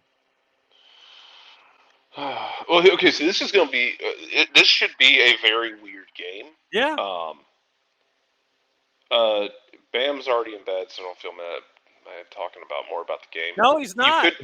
Bam says that they're. Oh, Bam's here. Oh, jeez. Oh, no. Bam, you misunderstand. Everyone in Atlanta hates Joe Dickerson more than you do. Joe Dickerson has overseen some horrendous games for Atlanta United. That is true. This is going to be a matter of which fan base loses the least here. Mm-hmm. This isn't going to be a matter of who wins. This is who is going to lose the least. Yes. Joe Dickerson was the man in the middle for. Oh God, I think it was the Columbus game last year where Columbus scored in the second minute and Atlanta was just bad, and then Columbus refused to play for the rest of the game. Yeah. And Thiago Almada got into a physical confrontation with Dickerson where he bumped into him. That was Joe Dickerson. It's always been fun. My question, man, here's my question about all this. With Joe Dickerson in charge, not even worried about Joe Dickerson, what does LAFC's team look like? Yeah, because. Look, they pretty much emptied the tank last night, going for it, and as they damn well should have. Yep. What does LAFC look like Wednesday? How much does that lineup rotate? Because I think Open Cup is what I was saying in hour number one. I don't know, maybe. I almost feel like it would be. That's maybe too much of a drop off, but. Yeah, I mean they're going to rotate. It is still it is Atlanta's job if they get an advantage here to go take care of business. But they have picked a very good time at which to have to travel across the country. Mm-hmm. Because LAFC is going to have to rotate guys. You're right, Forecard. It is a them problem. Yeah, but. LAFC handled this exactly the way they should have, in my opinion. They went for it with the CONCACAF Champions League final. They created a dangerous moment early in that game that would have flipped the game on its head. Absolutely went for it 100 times out of 100. I'd have been mad if they didn't go for it because that is glory waiting for you, and you should always go for it. But I want to see what they look like, both emotionally and physically coming into that game Wednesday, because it's the end of a really tough tournament for them. Yeah, really emotional tournament. So maybe you catch them where they're resting guys. We'll see. Yeah, so we'll see how many. Dickerson this season has been in the middle 9 times. 9 times. He's averaging 29 fouls called every match that he's in. 5 1/3. He's got 48 yellow cards in 9 matches, so 5 1/3, and he has flashed a red this year. By comparison, Chris Pinso is averaging 25.5 fouls called per match this season, and he is averaging slightly less when it comes to yellows per match, and he has one more red. So who else would be a decent comparison for fouls per match? Who else would you want to know about when it comes to Dickerson basically averaging 30 fouls a match called? It's about Elfath.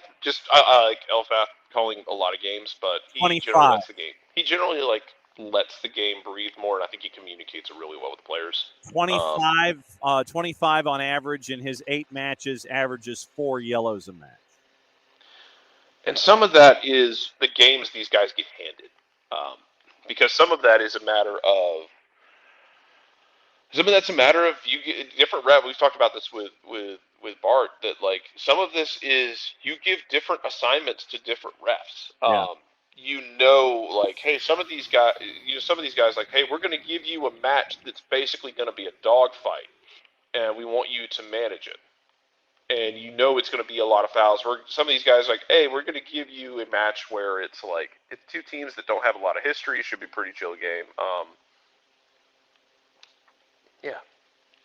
Oh yeah, he was also. Oh yeah, as Will points out, he was in the center of that Nashville game where Jake Mulroney got sent off, just comedically poorly. Oh. I'm pretty sure that got rescinded after the game. But still, it was the principle of the event.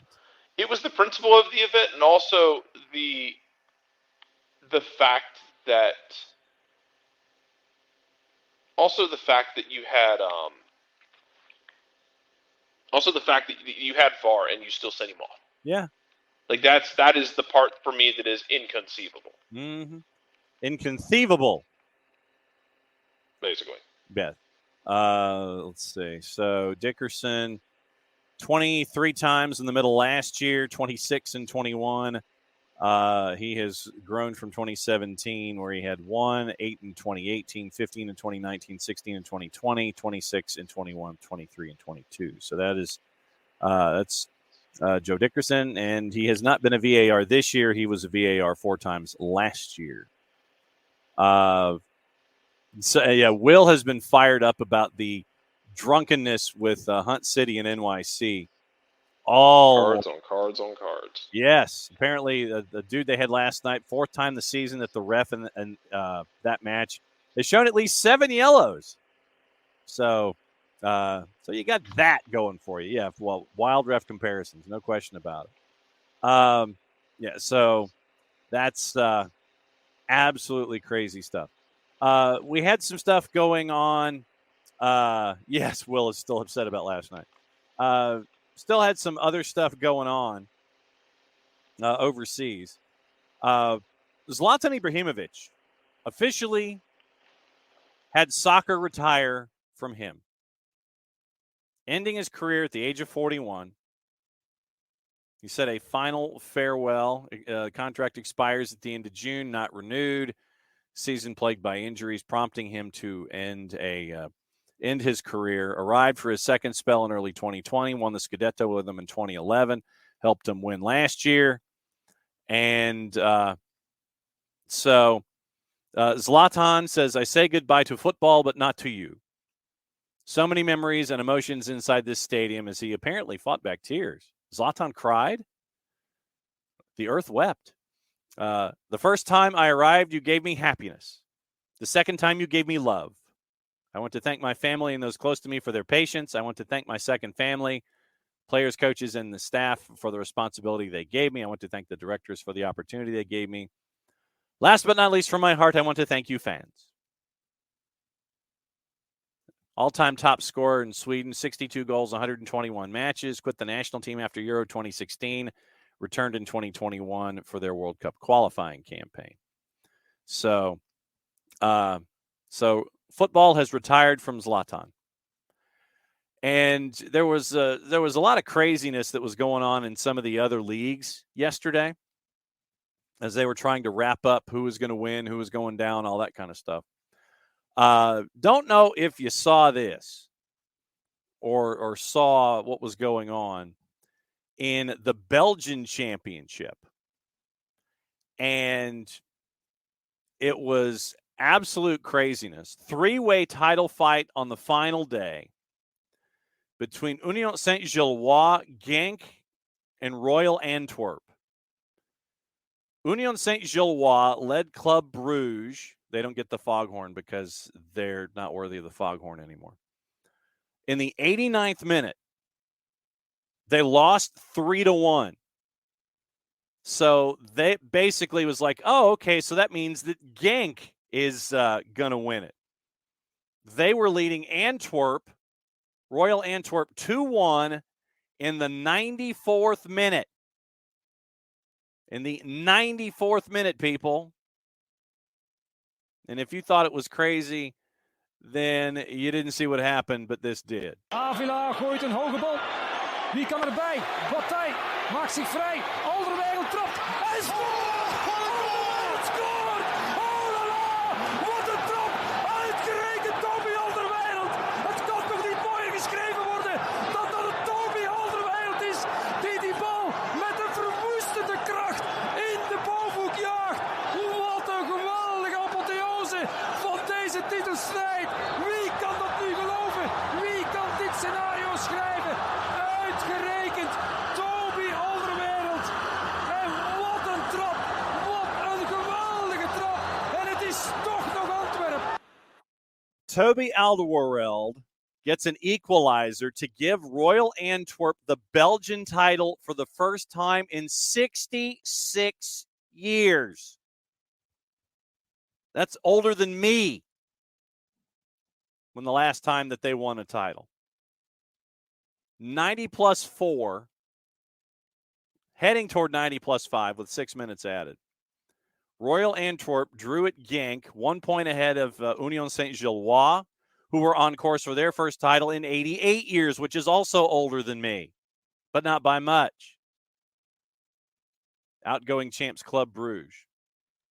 Remember remember Alderweireld was at Spurs, for those of you that followed in the Premier League. So Union's 1-0 lead turned into a 3-1 loss. And so you end up with Antwerp, who's coached by Mark van Bommel. But they could have clinched it last weekend, needed a victory at home against Union, but conceded a late equalizer to let the chance slip at home. Everyone wrote us off. We fought so hard for this. Everyone was against us, but we did it today from Toby Alderweireld. The absolute craziness of the last day of the regular season. You love to see it. You love to see these seasons coming down to the final day, the final kick, final 10 minutes. It's always fun, especially when you're a neutral viewer. It's so much fun just to see it happen. You had 6 teams that were trying not to get relegated in La Liga for the last day of the regular season. That's fun. They had half of the game starting at one time, the other half of the game starting at another time. 6 teams were within 2 points of each other, and the last relegation spot. That's what happened yesterday in La Liga. It was craziness. Absolute craziness. Cadiz, Getafe, Valencia, all at 41 points. Almeria, Celta de Vigo at 40, Valladolid at 39. Cadiz was at Elche, Valencia was at Betis, Almeria was at Espanyol, who'd already been relegated the weekend before. Celta de Vigo played at Barca. Valladolid and Getafe went against each other. Because La Liga uses head-to-head records when teams finish level, and mini leagues, in the event of multiple ties, everybody knew that if they won, they'd stay up. Then the chaos happened. Absolute chaos broke down, and it finished up Elche getting relegated, Espanyol getting relegated, Valladolid getting relegated. That was how it ended up. You end up with Celta de Vigo finishing with 43 points, Cadiz at 42. Celta de Vigo, by the way, they end up from the verge of being relegated to finishing in 13th because of all of that chaos that was going on in La Liga. So you had Celta de Vigo at 43, Cadiz at 42, over Getafe, at 42 and Valencia at 42, Almeria at 41. And so your bottom four, Almeria, Valladolid, Espanyol, and Elche. So there is no consolation. There is no consolation for a six-way dance. A six-way dance, people. Sometimes the world just does that to you, man. I mean, hell, I spent my Sunday morning watching Partick Thistle pulling Atlanta Falcons.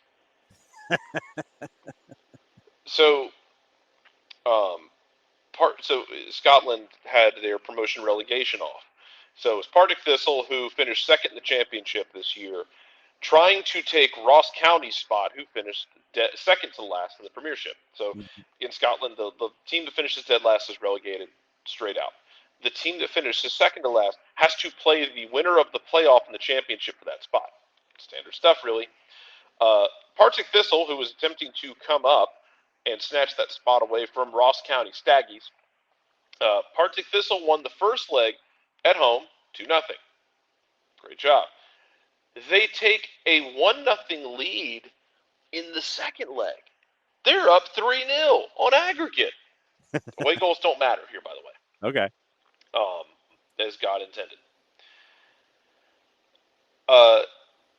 Ross County gets a penalty, and I see the penalty. I walk away to get something, and I come back, and they're walking away, and I'm like, wait, did they make them retake the penalty?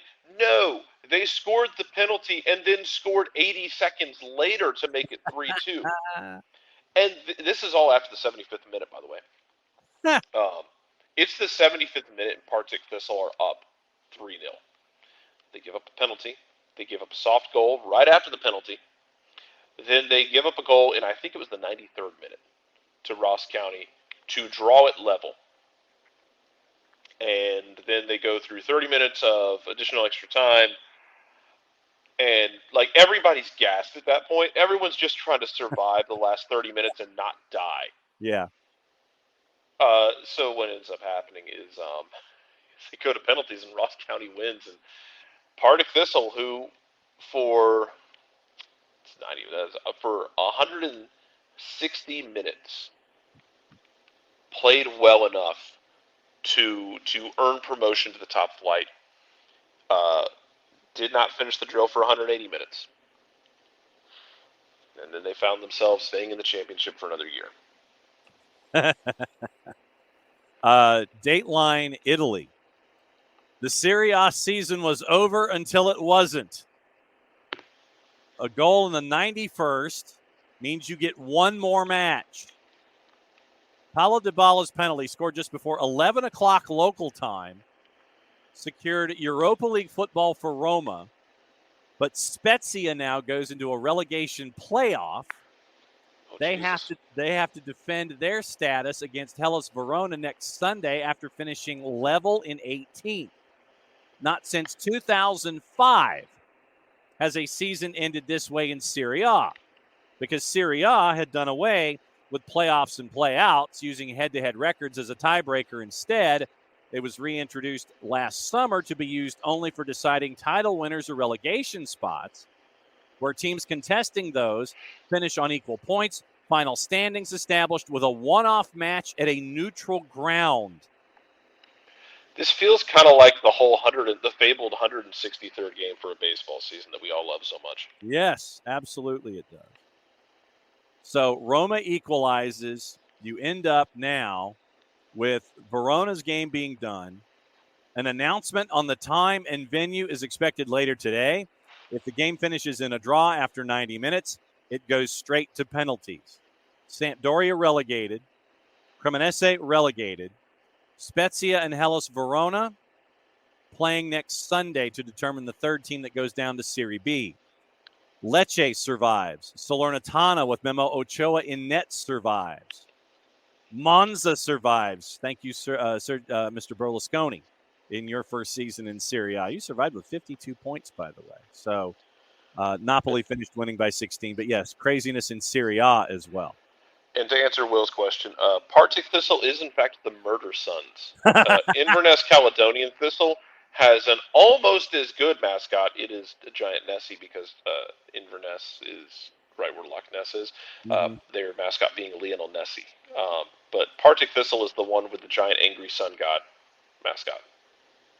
Also, shout out to Partick Thistle's kit because they do the red and yellow hoops and it works real. It's a pretty look the way they do it, and it's like it's the kind of thing where I'm like, hey Belgium, have you ever considered doing red and yellow hoops? Ooh. Well, I mean, the Fort Lauderdale Strikers did. Yeah. Back in the 70s, and it was gorgeous, by the way.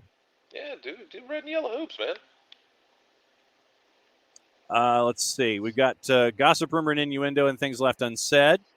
Looks like Liverpool is poised to sign Alexis from Brighton, subject to a medical after agreeing to a contract understood to run to June of 2028. Liverpool's going to pay the buyout clause in the contract, turn to other targets, including Manu Kone from Borussia Mönchengladbach, Kefren Turam at Nice. Both have represented France at the junior level.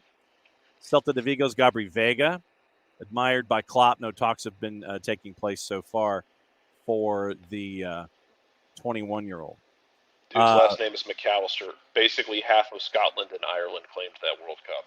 Yes, absolutely true. Other gossip this morning. Manchester City hope to win the treble and to keep Erling Haaland to sign a longer deal, fending off interest from Real Madrid.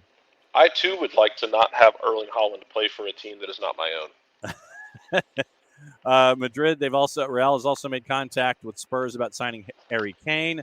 They're going to bid £100 million, according to the four-letter paper. Take the information at your own peril. Manchester United will make a £50 million offer for Mason Mount, pushing Spurs to sign Kane, although they think signing the English captain is unlikely. Three-letter paper says Marcus Rashford plans to stay despite interest from PSG. Real Madrid on the way to agreeing to a mega deal on Kai Havertz, according to Bild. Karim Benzema, we mentioned that this morning. Inter Miami's offer, and this is from Guillaume Balaguer. Inter Miami's offer to sign Messi includes deals with Apple and Adidas, but is worth less financially than his other offer from Saudi Arabia, as would every other offer on this or any other planet, because that one right now is listed at 1.2 double extra large. PSG have made Nagelsmann their top target to replace Christophe Galtier, with Thierry Henry as his assistant. David Raya is wanted by Spurs to replace Hugo Lloris, who is set to be heading to Saudi Arabia for his next gig. Chelsea was supposed to sign Ugarte, but apparently that got pipped, I believe is the term that folks are using. That Ugarte and Spurs is not happening. They got gazumped by PSG. Ugarte has a contract that contains a £52 million release clause, received the offer from Chelsea, growing expectation he would become Pochettino's first signing. PSG pushed, and they refused to be beaten on wages, so Chelsea was basically like, yeah, okay, well, see you, great, fine, cool. Peace. Chelsea moved ahead of PSG in signing Ugarte, but that got taken to the wayside. Crystal Palace have offered Wolf Zaha a new contract of $150,000 a week, less than Al Sadd have offered him. And his deal, meaning Zaha's, ends this month. That's from the three-letter paper. Man U have made a move to Barcelona for the signing of Sofiane Amrabat from Fiorentina. Moises Caicedo has agreed on personal terms with Arsenal, although Chelsea are willing to pay a higher transfer fee. Arsenal also making a bid for Declan Rice after the Europa Conference League final, but Bayern Munich are also interested. Everton keen to sign Wout Weghorst when he returns to Burnley from his loan from Manchester United. Fred could leave this summer. He wants to have talks with Manchester United about his future. West Ham and Burnley, according to the four-letter paper, interested in Strasbourg striker Habib Diallo. Chelsea demanding £20 million for defender Jan Matson this summer, with Burnley interested in a permanent after he helped him win the championship title. Rangers are clear to sign Jack Butland after Crystal Palace passed on the chance to extend his contract following the loan stint at Manchester United. That's from the three-letter paper.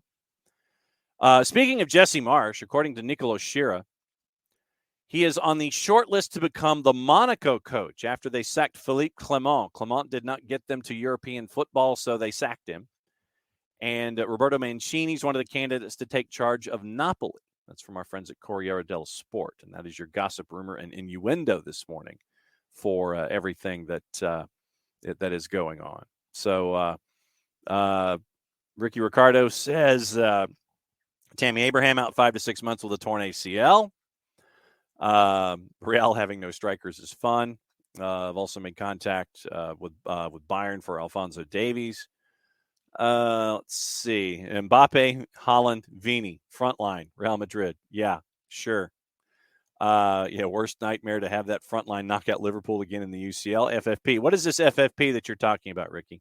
I have no earthly idea what you're talking about when it comes to the FFP. No clue. But anything that's linked to anybody, Jarrett, involving Barcelona, if they ain't paying their bills, and they're putting they're selling out to Spotify for part of their TV production house, financial fair play. Sure, FFP. Yeah. I've heard of this FFP. I've also heard that it's not really stuck to, but that's just me.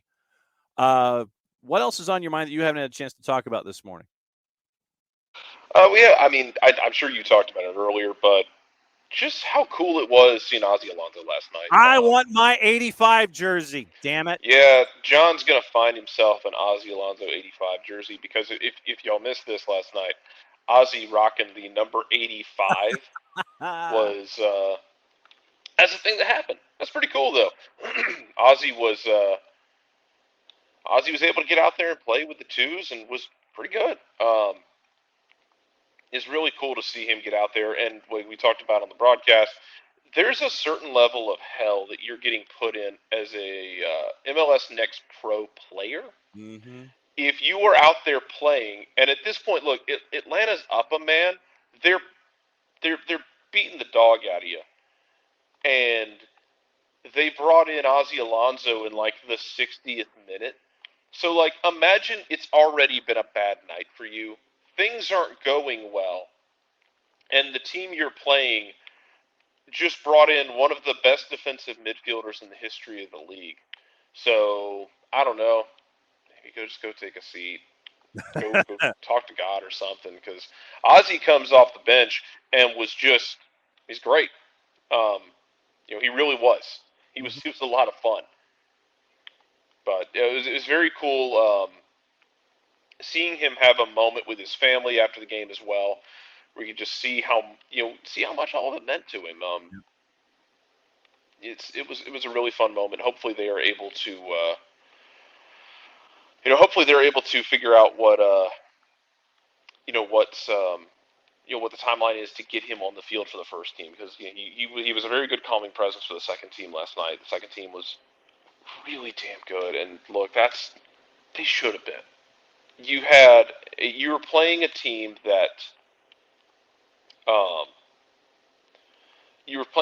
that was down a man, because we talk about guys impacting the game without having to score. Luke Brennan was that dude. Like, Luke Brennan didn't have a goal or an assist in that game, but he put Abadia in hell because you were asking a 17-year-old left back to deal with him, and Atlanta kept basically hitting long balls down the right-hand side or hitting long switches, and Abadia had zero chance of staying with Luke Brennan, and twice fouled it. So within 8 minutes, and then see you later. Thanks for dropping by. Yeah, it's tough to deal with that. And Brennan was able to impact the game in that way. His movement off the ball was good. One of the things I really enjoyed with Luke Brennan last night was watching him, because you had Sean Lanza, who's been getting more and more time out of the academy at right back. Mm-hmm. It was Brennan helping Lanza kind of navigate, pointing out, saying, hey, if I'm here, you need to be here. So if I go here, then you need to go there, and then help, working together to communicate what needed to happen and who needed to be where. It was really cool to see. Niles asking about Nicholas Firmino getting minutes with the first team. He should. Even if Nicholas Firmino isn't starting games for the first team, he's been getting in those positions where you need to take a long look at him being a first team guy. Mm-hmm. And I don't know what that timeline looks like. Yeah. But you need to figure out something in that regard because he's been really, really good. Mm-hmm. He's been not only has been really good, he's been making others better around him. Yeah. And it will be interesting once again to see how it continues to evolve. So, Firmino got hot. Then he cooled off. Kareem Tamimi stepped in. Kareem Tamimi got hot. And then you end up last night with 2 from David Mejia, 2 from Nicholas Firmino, and Eric Centeno finally getting on the score sheet. And look, the first one for Mejia, it doesn't have to happen that way. Firmino has a chance at a hat trick and he lays it off. It would have been a tough shot. He had somebody on his back. Mm-hmm. Firmino could have turned and shot. And instead he lays it off to Mejia, who gets on the score sheet. And then the second goal for Mejia is a great one because Atlanta explodes down the right late in the game, almost the final kick of the game. And it's Rocca Rita Rita. From Ozzy. Ozzy plays Rita Rita through, and Rita Rita plays a perfect ball across the middle, and Mejia one-times it. He had a lot of really good things to look at. Akinlola playing last night, and kind of like almost a ceremonial kind of thing, yeah. Because Akinlola is going to Clemson to play. Might be one to watch for the future. But he gets in, reads the ball really well for for Mejia's first goal. He reads it, steps in front, and then just holds down the sprint button and just flies down the right-hand side, plays it over to Firmino really smoothly in the box. Firmino lays it off to Mejia. But it was really cool to see that for a guy who's been in the academy, who's about to go to college. And to get that opportunity and then be able to get a hockey assist, so to speak, and to play well. It's man, that has to be an awesome feeling in that moment. Mm-hmm. So great for those kids. Great for Ozzy. I know Ozzy was signing a bunch of stuff, talking to people after the game. Yep. Hanging out with he had a moment with Mario Cruz as the head athletic trainer for Atlanta United. Probably a 20-second, like a 20-second hug. Yep. Where you same thing. It's the same guy that Joseph ran over and hugged after he scored his first one. After his surgery, these guys work so closely with the athletic trainers, and it is a long and hard process where they're practically become family. It's really cool to see that. It's really cool to see that Ozzy was able to get out there and share that moment with him and share it with his family at the same time as they all walked off the field together. It was very enjoyable. Yep. Unfortunately, if you would like to come to a Zoos game, you have to wait a bit because they're on the road for a while. Yep. 5 of the next 6 are on the road. It is the 25th of June is the next home match against NYC, but obviously we'll have all the games here on the SDH network. Jarrett, send us home. We've cleared 2 hours worth of talking, and we still had stuff on the table. Mucho platico. What he said. Since it's the end of the show, that means we get to do this. We'll be back at it again 9:05 tomorrow morning. We'll have content all week long on the network. Set your notifications because we got stuff. That's the fancy term. We'll see you tomorrow.